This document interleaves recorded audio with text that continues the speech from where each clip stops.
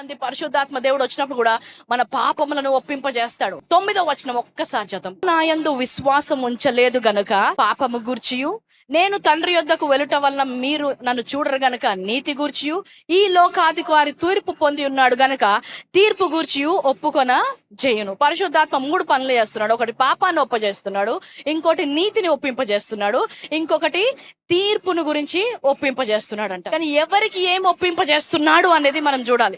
లోకలు నా యందు విశ్వాసం ఉంచలేదు గనుక వారికి పాపము గురించి ఒప్పిస్తుందంట, మనకి కాదు. లోకులు నా యందు విశ్వాసం ఉంచలేదు గనుక పాపము గురించి ఒప్పిస్తుంది. మరి మనకేంటి?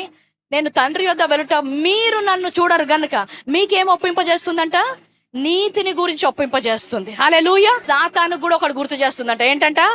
తీర్పు రాబోతుంది, నీకు నరకము ఉంది, నిత్యము పాతాళములో ఉండబోతున్నావని సాతాను కూడా ఒప్పింపజేస్తున్నాడంట.